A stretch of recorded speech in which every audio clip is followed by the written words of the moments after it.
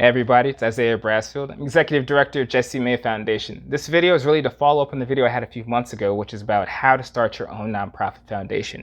Before I was telling you the things that you need to think about, today is going to be the actual details on how to do it. So let's go ahead and get to it. The first link I'm going to have in here is about charities and nonprofits. Everything's going to come from the IRS's websites, okay? So that way it's legitimate. And they dynamically update it, so if something changes, they'll let you can find out there. I would put it in my mind to check maybe every three months or so, or every quarter, or you can put it in your phone. I started doing that too. Okay, it's a little easier to handle. Charities and nonprofits, like I said, there's a difference.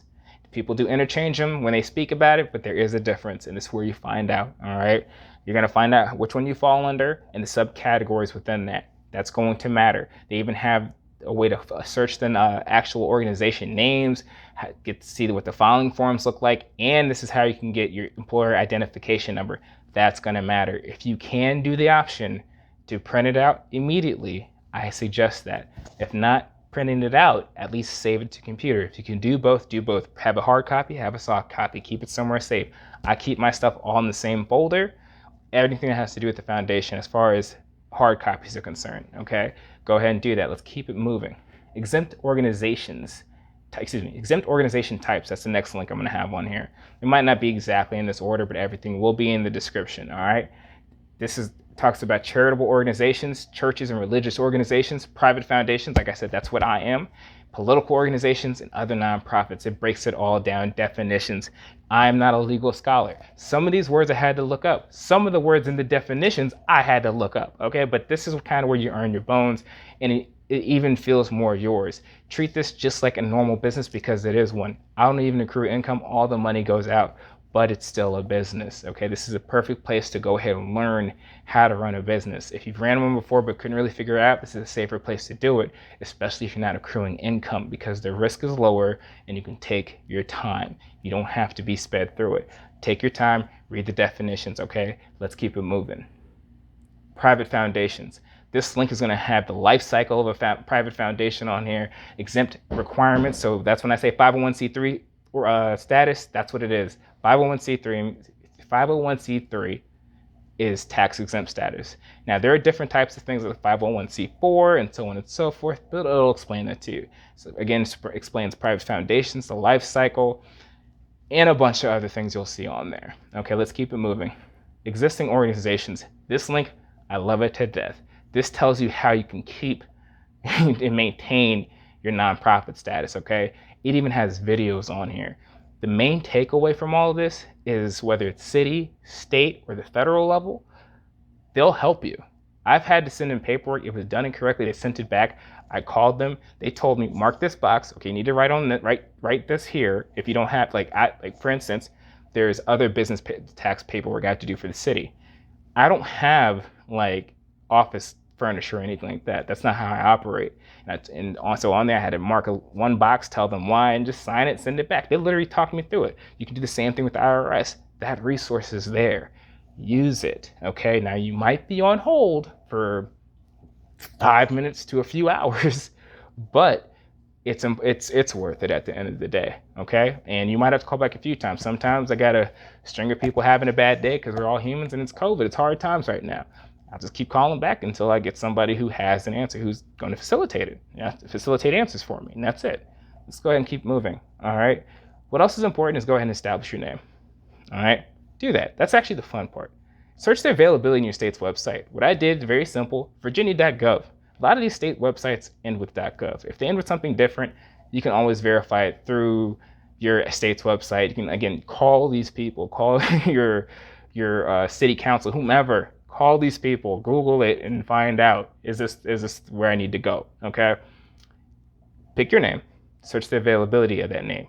And what you're gonna need to do is register that business, get it incorporated, get your business license. For those of you in Virginia, when I say virginia.gov, on that website, it says, register your business name and obtain a business license. For anybody, do not do any sort of business without a business license. Then get yourself a business banking account. Mine is completely separate from me, all right? To even get one, I had to have a business license, and that's just where I was going. I prefer to use a credit union, but whatever's best for you, go ahead and do that. Excuse me. And let's keep it moving. I want to make sure I stay on pace here in what I'm talking about. Tax preparers. Let's go ahead and talk about that. So I'm going to put a link in here. Now, I don't suggest, if you're doing this, to use just a seasonal tax pro. Personally, I very much suggest finding someone who does this as a living, okay? Someone who really specializes in taxes. So, again, IRS's website here.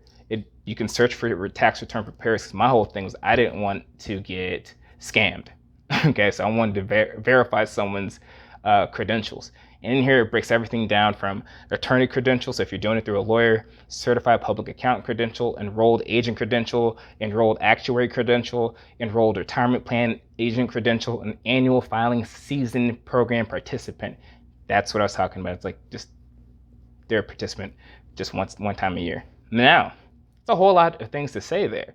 But if you click on these, because it's all in blue, and if you click on them, or if you look up to the right, top right of that window, if you click on it, it'll tell you what those things mean. Or you can highlight them if you want to, which even though the text box will show up and tell you what those all mean, and Google what those mean. The person who did my business taxes this year was an enrolled agent, okay? I don't really tell people what to do with their money, but I wouldn't really suggest people mix business and friends, business and people you know. I like to use third parties. I think it's just my personal experience. I'm one person out of 8 billion people almost.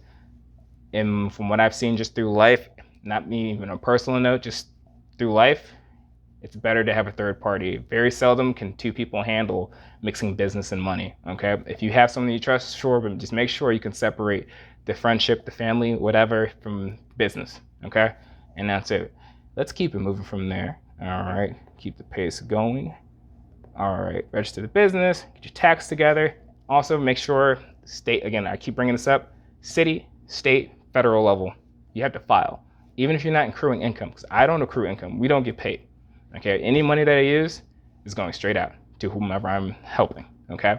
That's it. But even then, you still have to file because it's important for them to know what has or hasn't happened that year as far as the money, how it's being used, okay? How you're operating, all right?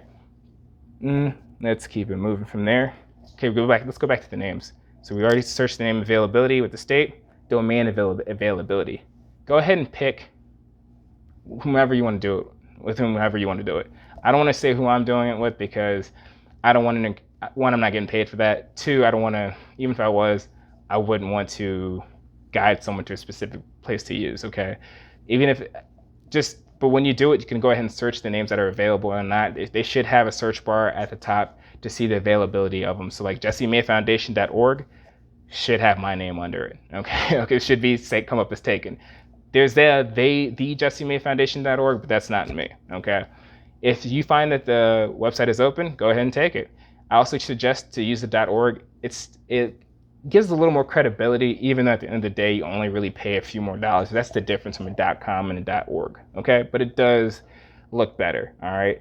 Also, there's a difference between, I want to put this out, it's a little off base, but you're not a CEO when it's a nonprofit, you're an executive director, okay? There's a difference, and it does matter, okay? Keep it moving, domain availability. Another important thing, there's a thing called park domains. For the people who don't know what that is, sometimes people will buy domain names because they're hedging their bets. Somebody's gonna want this later because it might be a cool name, trendy name.